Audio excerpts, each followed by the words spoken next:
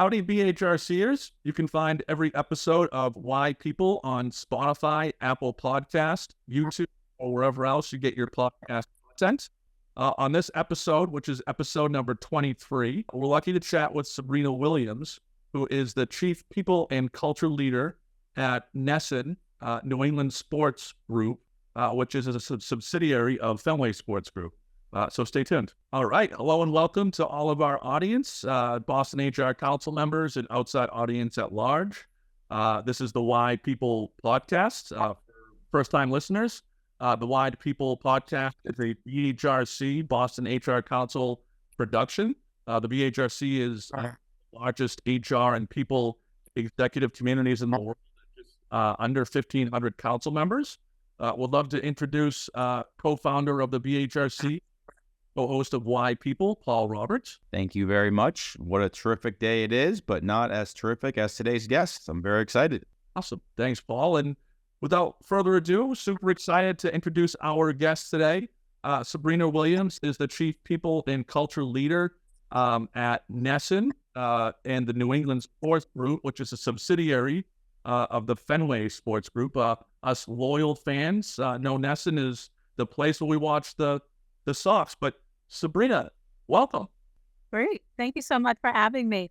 It's always funny when I hear people, say the title, People and Culture Leader. I mean, at the end of the day, it's commonly known as HR and diversity. So I'm excited to talk about what is a passion for me, which is ultimately making people better. Yeah, and we're super excited too, Sabrina.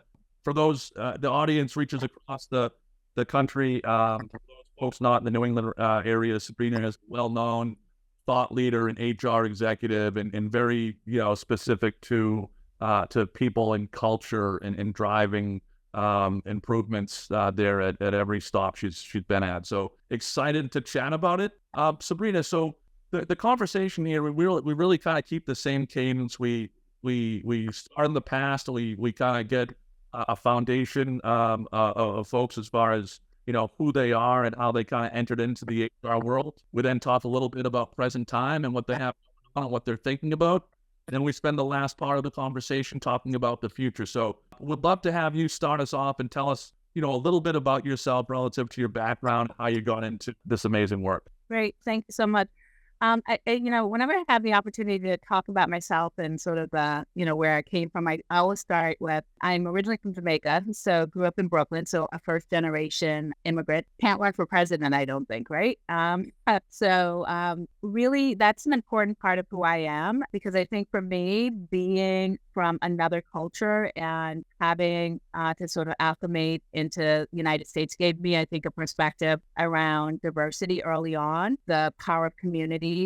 I grew up in Brooklyn at a time when those neighborhoods weren't that safe. What was really, I think, critical in those neighborhoods is that people looked out for you. If something were to happen, you had 3 or 4 people that you could go to in an emergency, etc. So the importance of community and also just culture, whether it's food, music, etc.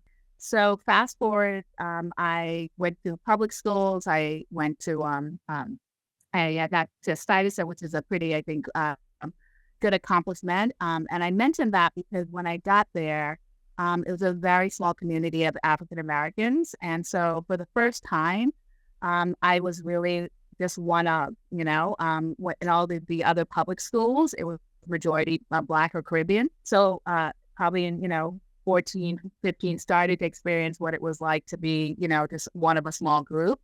And then I landed sight unseen to Brandeis University. And Brandeis University was a eye-opening experience as well. It was the first time I went to a place. First time I traveled outside of New York, other than Jamaica. So going to Massachusetts was, just a brand new thing. Very green and very clean. I remember telling my mom that. And then Brandeis was a culture shock, quite honestly. It was the first time, being African American, being a woman, obviously those are differences that I could see, but I did not realize that there were different religions. And so growing up Catholic, everybody I knew was Christian or Catholic. and then to experience a totally new religion, Judaism, and the power of that in terms of the connection.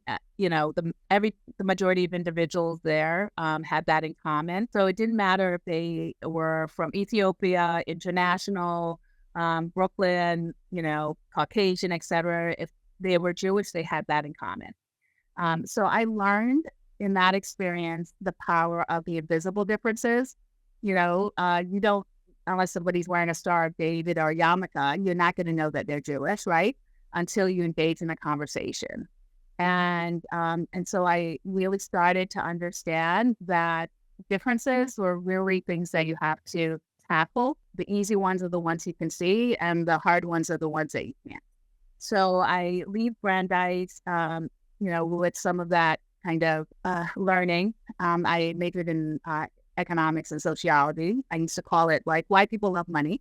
Went into banking. I learned in going into banking a couple of things. One, I learned that sometimes you have to wait your turn.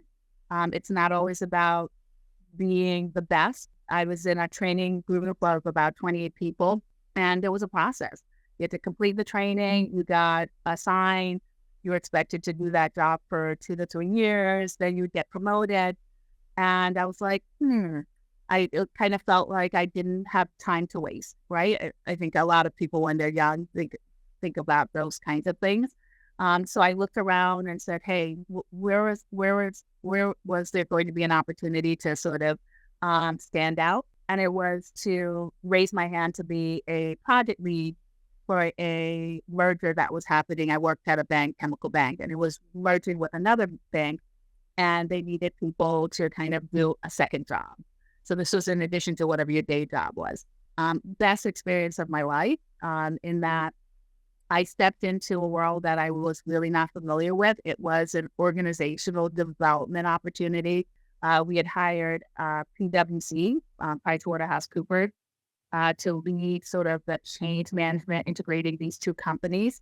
And I met the person, her name is Judy Jackson. Shout out to Judy, if you hear this. And Judy was someone who I got to know and was an HR leader and practitioner. And all of a sudden I realized that there was another field out there that combined my thoughts about diversity and inclusion, my sense of self, the importance of culture, with also the opportunity to help businesses be successful. And from there, I, went back and got a certificate in HR. She became a mentor. I worked for her, and got into HR and have been in HR since that time. Those experiences really, I think, made me who I am today. And happy to talk about sort of where I am present day. What a cool story, Sabrina. And we've known each other for quite a bit. I knew some of that. I certainly didn't know all of it. That's really neat. And help us from a timing perspective, Sabrina. So the M&A work and kind of partnering with PwC and getting into some of that org development work, what kind of time frame was that? So that was in the 90s, the early 90s. And I ended up taking an opportunity as a consultant there. And my first HR job was working for a reinsurance company, St. Paul Reinsurance, and as an HR coordinator. And I was able to get involved in this project that was an extension of this M&A work. Basically, St. Paul Reinsurance was owned by Munich Re, which was like the largest reinsurance company.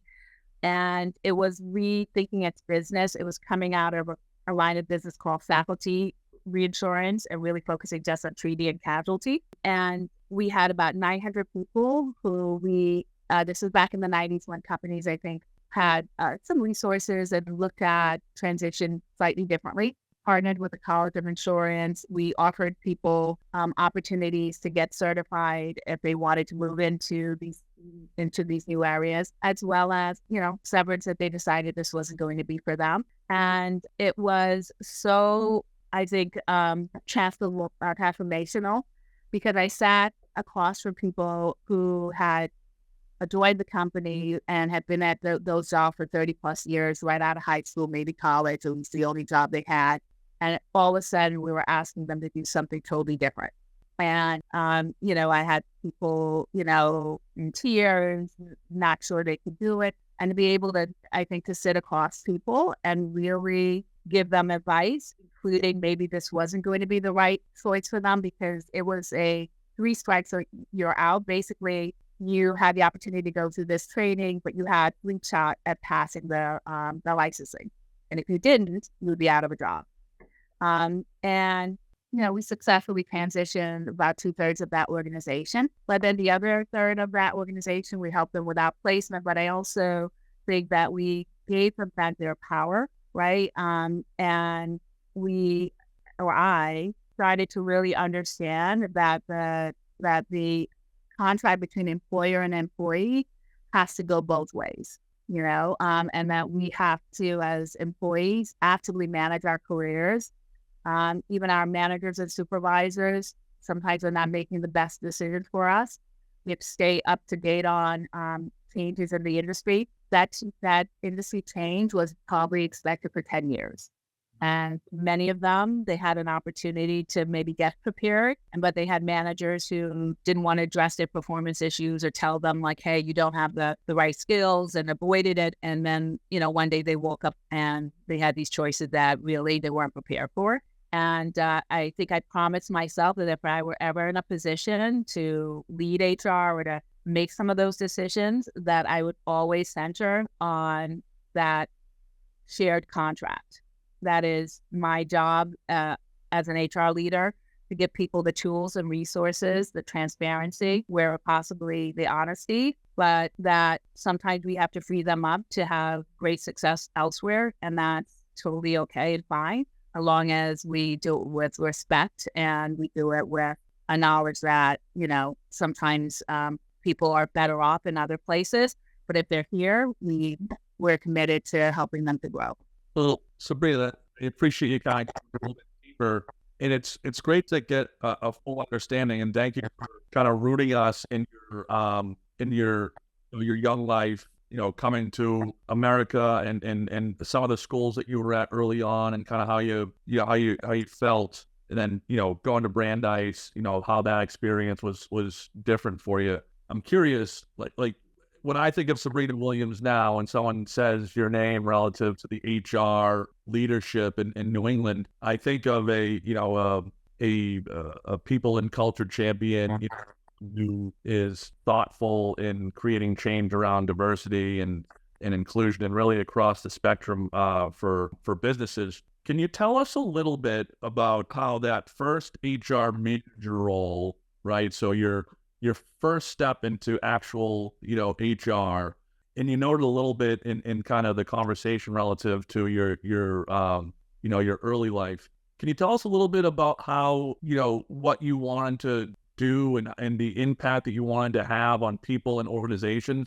Can you tell us how you kind of went about it from an early spot? Yeah, I think back to my first job as a manager. It was in advertising, and we were, it was an organization that was winning a lot of accounts, and then all of a sudden lost a lot of accounts. And so within probably 6 months, we went from, being up to being down. And I think in that moment, I realized that my job was twofold. One, to galvanize the team I had and, give them the tools to help others in a time of really transition and change. And then the most important was to be a catalyst for the change, not to avoid it, but to really champion it and to look for opportunities to have the change impact the people. So one thing I'm proud of is that we pitched to our management team that we should bring internally into the organization a management training program, and really use this opportunity to get people ready for what we think was going to be the new business. And that, we tapped into a training grant in, the state, so we were able to get funding. We had to bring data as to why it made sense. We talked about cost savings, going out and recruiting people. but also the cost savings and losing talent and knowledge. And we had 9 months to sort of prove ourselves right. And during that 9-month period, we, trained up our account executives, some of our media planners. We, gave them some new skills. And as a result, I'd like to say that we were able to land a significant piece of business in the financial sector, which was a brand new sector. And we really, I think, helped our organization to think differently about how to tap into their resources. Previously, pitching business was really, a couple of senior people in a room. We said, you know what, our employees are our best asset. Let's bring them to the table, have them be part of the brainstorming, see if they have connections. And it turned out that the person who gave us the idea to go after this particular business in financial services had a brother who was the mail person at Citibank and knew that they were going to be going through sort of like a major transition. And we brought the employee in. They brought their family member in, gave us like some real good intel. And it turned out that we were able to pitch and land a business in an industry that we had not been in. And so I think, I look back on that and think like as a manager, rally your troops, your team, but then also thinking about ways in which you can help the business maximize a difficult situation. Yeah, I mean, geez, it's not much of a better use case, business case than that. That's called putting it into action, and when it hits the road, that's really cool.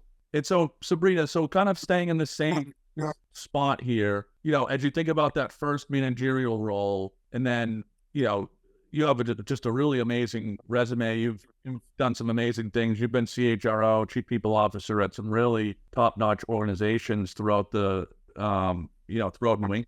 Can you tell us a little bit about that first HR manager position and then the path to the executive leadership level and kind of what the in-between, I'm sure is a lot, like what that has looked like for you? Yeah. So the first HR manager role was starting out initially as managing recruiting. So it was for me taking a passion, bringing people in and focusing on that, and then taking that success and then going into a broader HR manager role. So I started out initially in managing recruiting, had some successes there, and then was able to get promoted to then manage all of, the HR department. And this was in advertising. The HR department, I think at the time when I was managing it was probably about 6 people for an organization of about 700. So very lean, and very, very nimble. And I think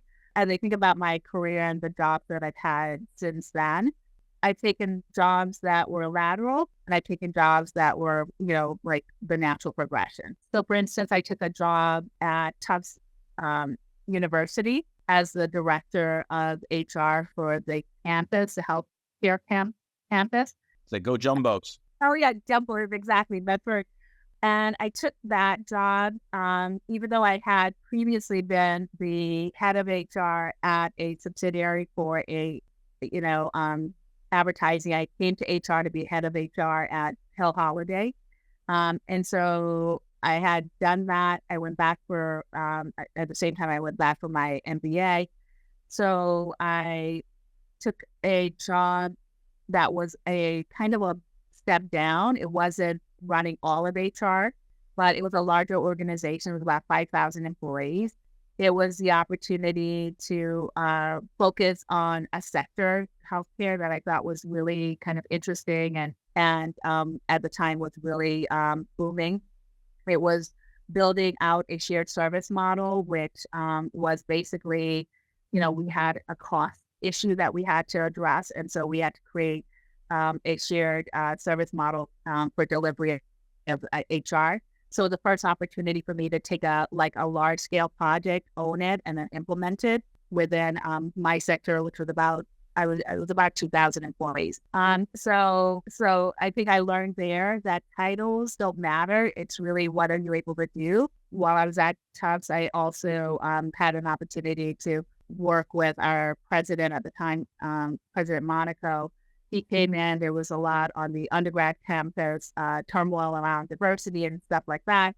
I had done diversity sort of on the side of my desk, and got selected to be one of the co-chairs of a university-wide initiative around diversity that focused on our professional and residents, and got great exposure, great learning, learned a lot about, sort of stakeholder engagement. So the lesson, again, there was sometimes you take one or two steps back, but you really have the opportunity sometimes to have even more impact. When I think about my heading up HR at Cal Holiday, it was about, 900 people when I got there, smaller organization, did a lot of good things, but did not build a shared service model, did not, work with our president on a diversity council that cut across many campuses, didn't really, I think, have a business mindset. So that was really, I think, really informative. And then from there, I think, realized two things. The practice of HR stays somewhat similar. It's really where you practice. And so for me, it was wanting to be in organizations that were mission driven. So education, healthcare, even sports to a certain extent.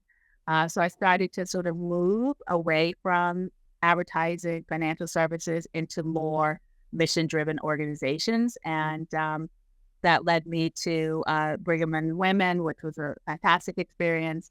I had transitioned from a partner organization, Neighborhood Health Plan, heading up HR there, took the CHR role at Brigham on assignment 18 months. That I think was pretty successful. We had a early retirement program that saved $10 million. Got the attention of the CEO at the time, Betsy Nabel. And then she asked me to be the first chief diversity officer at Brigham. So did that for another year and a half. And then I went to smaller companies because I think Brigham was, large, 30,000 employees. Great experience, but I missed having the ability to actually know the employees. You walk the hallways and you see some of the same people, but when you have 30,000 employees, it's really hard to feel connected to it. So made the conscious choice to go to smaller companies, took a job at Curriculum Associates, which is an ed tech job, ed tech company. Great mission to bring learning tools to public schools. It's the largest ed tech company. And it went from about 900 employees to about 1,500 employees. COVID happened.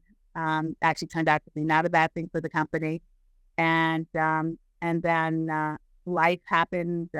My mom needed more care, said needed to figure out how to get to New York. Took a job at a startup that was in healthcare that was really fast growing. And that company went from 400 employees to 950 employees over the course of about a year. And then my mom got better. And so started to want to come back to Boston. And so then ended up taking the job that I have now, which to me is kind of a combination of a couple of things. A belief system in that sports, education, healthcare, some industries are universal. People could find themselves in sports like they can in education and healthcare. Number two, a great brand. I am a Yankees fan, which is kind of funny. I remember when I did my first company meeting, and I actually claimed that, and people started booing. I was like, okay. I was like, I love the passion, right? That's the thing that attracts me to it, right? Healthcare, education, sports, the people who work in these industries are passionate. And so I'd become kind of a quasi Red Sox fan. But what drew me to it was, again, a company 40 years old, owned by Fenway Sports Group, really in a transition in terms of the industry from, cable to digital, but also really looking to transform the world of sports in terms of who's in front of the camera, bringing more diversity, more of a focus on women's sport, and really thinking about innovative ways to bring inclusion throughout the pipeline. And brought me back to Boston, and I've been here 2 years. Yeah, I mean, we have the audience. Well, first, Sabrina, thanks for that journey. Like I said, some amazing places, amazing stops. Really speaks to who you are and the content of your character, that all these places, really sought after you to do some amazing work. But we have a national audience. I'd say most of the folks listen in New England, but we have folks listening all over. I mean, I really just need to double down on the fact that the person leading, HR people for NESN and the New England Sports Network is a Yankees fan. Like, that is something. That's pretty unbelievable. I mean, for that to be part of the interview process, I mean, geez, that even speaks louder about who you are and the work that you do. So that's pretty amazing. Yeah, I say that it's like the ultimate example of our commitment to diversity, right? There's even a spot for the Yankees fan. But I think what it is that, like, regardless of whether you are Yankees, Red Sox, etc., there is a common bond where people come together, root for something, bigger than themselves.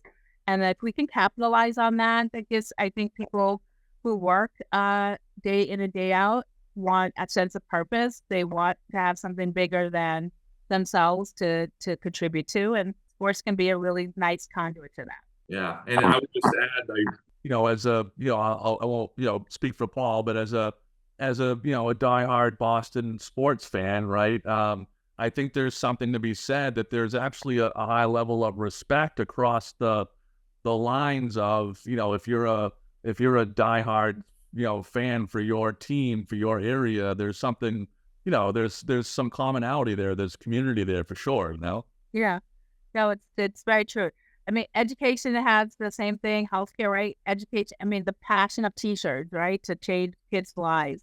People in healthcare, you're there because you believe in the power of medicine to change lives, and so I think when we in HR tap into that sort of human spirit and find that common denominator that is something that can rally people, I think you have the best opportunity to give people joy in their work, which at the end of the day is so important, right? I mean, if you don't have any joy in what you're doing, why do it? Yeah, couldn't agree more, Sabrina. So it brings us kind of the current time in your career. If you wouldn't mind, telling the audience a little bit about how you're thinking about the work right now. How are you thinking about your role? How are you thinking about HR, people that function in general? Would love to hear kind of where your intention, is going, most of the time during your day right now. Right. I think for me, and I think for a lot of us, it is, post-COVID, right? What is the world post-COVID? And it is a brand new world. So, we've, gone to a journey of hybrid, 3-2. Now we're going to 4-1, 4 in the office, 1 remote. And I think the new normal is really, how do we make sure that people have the opportunity to bring their best selves in a world that is just very different, right? So I think the rules of engagement for employees and employers are very different, because pre-COVID, we had people who came into the office remotely, and we had hybrid, but we didn't. I think today, everybody knows that those things are possible. So we have more of a mandate to convince employees that they're better together physically in the office than not. And so I think that's created for me tremendous pressure to make every day a proof point as to why we believe it makes sense for you to be in the office, because we know you could do this work remotely, right? We didn't know that pre-COVID, right? But post-COVID, we do. And so I think that's created more of we need to do all the things we've always talked about. We need to walk around, we need to be committed to employee engagement. We need to listen to employees. But then we need to really create the environment that differentiates the experience of what they can get in the office versus what they can get at home, right? And so I worry about that all the time. We have to figure out how to continue to create that difference. The other thing I worry about is the pace of work. We are talking about, artificial intelligence, and we're now talking about that in interviews. Hey, if you're a content writer or if you are creating ideas, use AI. And, is that a good thing or bad thing? Right. And does that, if used correctly, facilitate productivity and creativity, or does it create sort of a level of plagiarism? Right? Yeah. So that's a new thing that we're thinking about, and the transformation of jobs. AI will eliminate some of the jobs in the next 5 years, and we know it. And how do we get prepared for that eventuality? And so the speed of that change, I think, is not in just 5 years. It's tomorrow, it's next week, et cetera. We can't wait 5 years. And then the last thing I worry about or think about a lot is, what is this new world of diversity, equity, and inclusion really mean? With all of the, the changes in terms of the Supreme Court, et cetera, we've doubled down on it because we believe that our fan base is going to be changing. So we need to get new audiences. We need to create, creative ideas and inspiration and diverse viewpoints. But there is a part of me that feels like if we're not careful, that can ring hollow. And how do we make sure it is authentically a business rationale as well as a human rationale? Yeah. And I'm curious, Sabrina, that last point that you made, it's a concern for a lot of folks relative to changes in legislation and Supreme Court rulings. Based on kind of where we're at today, in a lot of your work in this area, at previous stops and previous times, is there any can you go a little bit deeper there, or any advice to your peers that are kind of trying to work through what's best for their communities, what's best for their people, what's best for their businesses, and kind of in that light? Yeah. So what we've gone to over the last 2 years is sort of a movement across the continuum of the DEIB. So we started out really focused on the D part, right? Representation, because that matters. And so shortly after I got here, we put in, a goal to increase representation, 5% BIPOC, 5% women, and we had tremendous success, right? We got, what measures got done. But what I also think happened is that we created sort of an artificial push. We maybe hired people that were overqualified or underqualified, and, to kind of, check the box there. So what we started to do is really go back to, like, what is it we're trying to really accomplish? And it's really the I in that whole continuum, right? The I and the B. So we started to refocus and said, okay, we're going to move a little bit away from the representation. And I think that's where the Supreme Court kind of focused, right? Is just like pure representation. So, what's going to really matter to us is really making sure our policies are equitable, right? So we check the box on, hey, if you're here, we're paying you based on your performance, not because, a difference in race or gender and any of those things. So we did that due diligence so we could really feel like we had an equitable approach to conversation and things like that. And then we took a hard look and said, you know what, our real focus is on inclusion and belonging, and how do we want to get there? And so we've now really focused on retention, engagement scores along, collaboration, belonging. And what we've said to the organization is, when you're here, you want to make sure that you feel included and you belong and that you're able to have a voice. And that if that happens, then you will bring other people who are like you and like-minded to the organization, right? You're going to be our ambassadors, right? And so you're going to do the work for us. Because again, when we just focus on representation, we brought people into the organization that may not have been embraced into the organization or felt included. So now we're saying, you know what, let's just focus on the inclusion and the belonging, and the representation will not take care of itself, but will happen when the people who are here say, wow, I'm going to, go out and tell my friends, or I'm going to go out and talk about inclusion and belonging in an authentic way. Then we will get that representation as well. So that's been our approach, is really, we kind of looked at our DEIB efforts and said, hey, this is where we started. Ultimately, this is where we wanted to be. And I don't think there's any Supreme Court mandate that prohibits you from being inclusive, right? And focusing on our culture of belonging. So yeah, that's an interesting. I appreciate you sharing that with us.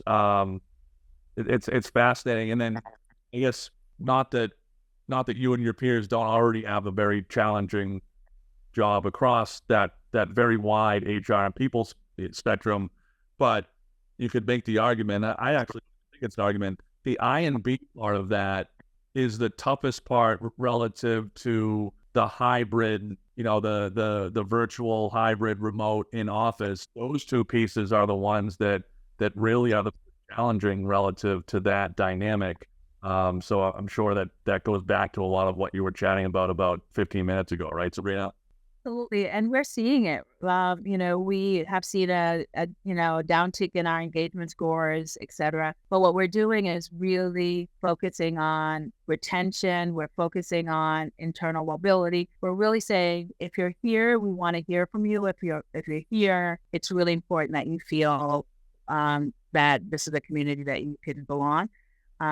So yes, it is. Again, the D can sometimes be hard, but it sometimes can be easy because you can measure it, right? Like, hey, I hired 2 people, or I didn't hire 2 people. People don't often tell you if they feel included, and if you wait for a once a year survey, you're probably not going to get the answer that you want. It's more, as you said, it's harder. It's more managing by walking around. It's making sure that people, when they're here, feel like they are included and they belong. Because if not, then they are going to seek other options, and the rationale to bring them back into the office is going to ring hollow, and you're going to hear about it. And we're like, I'm back in the office, and it's the most, exclusive place, or, we're back to people not talking when they see each other in the hallways. So yeah, it's hard, but I think at the end of the day, we have no choice but to tackle it. Yeah, well, sure. And Sabrina, so this has been really great. I've appreciated our time. Spend the last 5 or so minutes in all the conversations, really kind of talking about the future. And you've talked about the future a little bit. But a question I had for you is, when you think about the work that you and your peers are doing, but when you think 5, 7, 10 years out, I know that's a long time, especially in your world.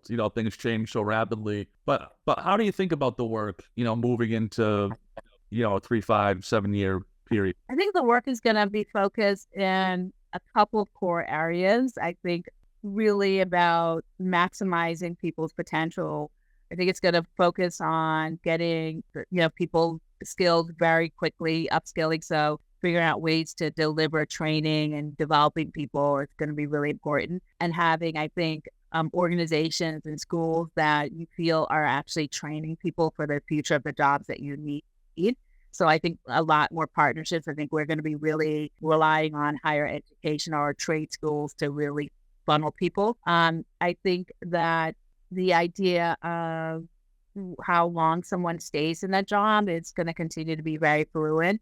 I think we have to be prepared for people to stay, 2 good years or 1 good year, and how can we maximize them, get them trained up, get them productive, so that 1 year is absolutely what we need out of them. So I think we're going to have to be smarter about how we do that and invest in the right ways. I think technology is going to change some of our core functions. We're looking at it today. Compensation can, all of the information on market data is out there in the world. So we're going to have to get really smart about how we communicate that, how transparent we are, how creative we get in, looking at long-term and short-term incentives. I think our, employees are just going to get more sophisticated and be asking really smart questions about, well, why is it I'm having, options versus, RSU? And I don't, I think we're going to just have to be more sophisticated in our responses. We can't hide behind, well, you should go to your financial advisor for that. So I think they're going to expect more sophisticated questions. And then I think things like benefits, wherever there's cost, that we are going to have to be really smart about, driving costs out of the business as much as possible. So benefits, I think, will become even more core, and we'll be looking maybe to partner more with healthcare companies to drive the cost down. I think there'll be more of a partnership in the next 7 to 10 years because those costs are just not sustainable. And appreciate your thoughtfulness there. Last question for you, and it really goes back to the early part of our conversation is, and we ask everyone, if you were to think, and we've been really fortunate through this podcast and through the BHRC, Paul and I have gotten a lot of notes from young people that are just entering the workforce, or maybe people that are early on in their career that are doing something outside of the HR function. You get a lot of notes saying, hey, I saw Sabrina's podcast. It's really cool. I'd love to learn about how I might be able to get involved in HR. Like, what's your advice? What is your advice, Sabrina, for a young person or someone early on in their career that's looking to get into HR as a career? There's a couple of ways to do it. I think there's some value in, maybe going for a SHRM certification or PHR if it's still around. So I think just less of a degree in HR and more of the certification, because I think that has more of sort of like the application of the HR is good. I think number 2, joining organizations and networking and reaching out to a Sabrina or a Sean and saying, hey, can I grab coffee and just, have a conversation. The third or another way I did it early on is I volunteered at nonprofits, and other organizations and said, hey, I have this interest in HR. And so many of those organizations don't have an HR person or have a very lean HR organization and would be so happy to have any help. And so that certification and joining SHRM and, Googling employment contracts and sitting down with them and saying, hey, maybe we want to do the offer letter, could be a really good and safe place to start where you can make some mistakes and maybe not be judged because they don't have anything or they're just happy for the resources, or they may have an HR department that is willing to, have you as a kind of externship or something like that, volunteer. And then the last is that, really thinking about that you may have to take one step back in terms of your career in order to take a couple steps forward. So I always tell people that you have to do the math, right? If you stay too long in your current career and your current job, you may be handcuffed to that job and unable to move because financially you just can't take a pay cut. And so I think you have to be realistic about where that is and plan and figure out, okay, what can I do and how, if I have to take a pay cut, how much can I take a pay cut?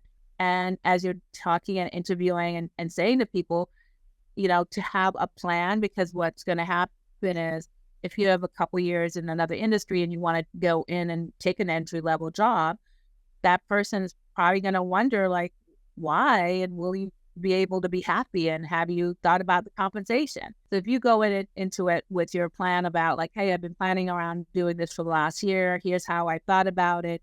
Here's mentally what I do need. Here's how I can be flexible. Maybe I can take more PTO, or maybe I can get a bonus, signing bonus at the end of the year if I prove my ability, So be ready to sell yourself and be willing to know what your parameters are. But go for that interview. But that was amazing, and that's amazing, Sabrina. Appreciate you sharing that with the audience. And I just want to say we've had a blast on this conversation. I know you've been, a great Boston HR Council member for a long time, but this conversation was great. So thank you very, very much, and we're looking forward to seeing you later this year. Thank you so much. And you guys have done a great job. I remember when you guys started, amazing to see where you've kind of taken this. But I find all of the sessions I've been able to attend really informative. So thank you for offering it.